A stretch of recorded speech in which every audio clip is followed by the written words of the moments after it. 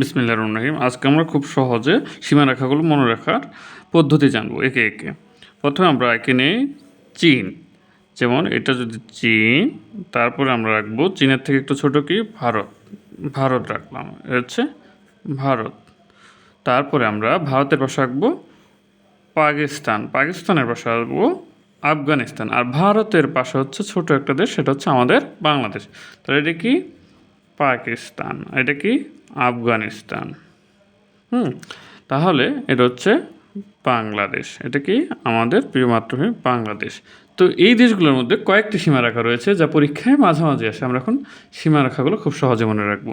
সবচেয়ে যে পরীক্ষার মধ্যে আসে সব থেকে বেশি সেটা হচ্ছে পাকিস্তান এবং ভারতের মধ্যে কোন লাইন রয়েছে। পাকিস্তান এবং ভারতের মধ্যে রয়েছে লাইন অফ কন্ট্রোল, কি লাইন অফ কন্ট্রোল। তারপর আমরা পড়ব চীন এবং ভারতের মধ্যে কয়টি সীমারেখা। চীন এবং ভারতের মধ্যে দুইটি সীমারেখা রয়েছে। কয়টি? দুইটি। একটা হচ্ছে লাইন অফ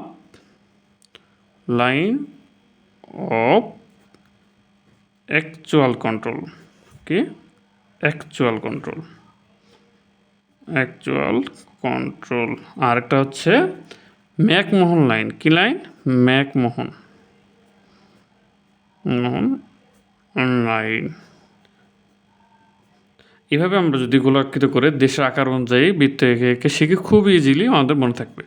এখন হচ্ছে আফগানিস্তান এবং পাকিস্তানের মধ্যে কী লাইন আছে? Durand line. কী লাইন? Durand line. তাহলে আমরা দেখলাম চীন ভারতের মধ্যে দুটি লাইন, এবং পাকিস্তান এবং ভারতের মধ্যে লাইন এবং একটা লাইন, এবং আফগানিস্তান এবং পাকিস্তানের মধ্যে একটা লাইন। এখন সবচেয়ে বর্তমান বিরোধপূর্ণ সবচেয়ে যে লাইনটা, সেটা হচ্ছে ভারত বাংলাদেশের কি লাইন? ভারত বাংলাদেশের রেড ক্লিফ লাইন।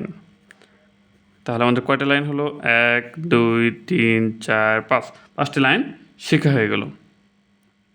এখন আমরা আরেকটি খুবই গুরুত্বপূর্ণ লাইন দেখব, সেটা হচ্ছে যারা সবসময় মারামারি বা যুদ্ধ করে, উত্তর কোরিয়া দক্ষিণ কোরিয়া। আমি এর আগে বলেছিলাম ভিডিওতে উপরে সবসময় উত্তর থাকে, তাহলে কি এটা কি এই গোলটা কি উত্তর কোরিয়া? তাহলে উত্তর কোরিয়া, নিচে হচ্ছে দক্ষিণ কোরিয়া, নিচে কি দক্ষিণ কোরিয়া।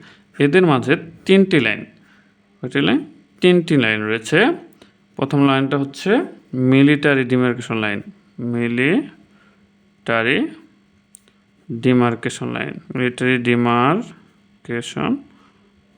লাইন। তারপর হচ্ছে নর্দার্ন লিমিট, দ্বিতীয় নম্বর যে হচ্ছে নর্দার্ন লিমিট লাইন। তারপর হচ্ছে 38 ডিগ্রি উত্তর অক্ষরেখা।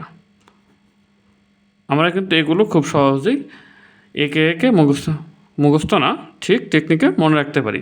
আবার আমরা বইয়ের যে অংশে এগুলো সীমারেখা দেওয়া আছে তার পাশেও চিত্র অঙ্কন করে এগুলো খুব সহজেই মনে রাখতে পারি। এইভাবে আমরা সহজেই সীমারেখাগুলো মনে রাখবো। ধন্যবাদ।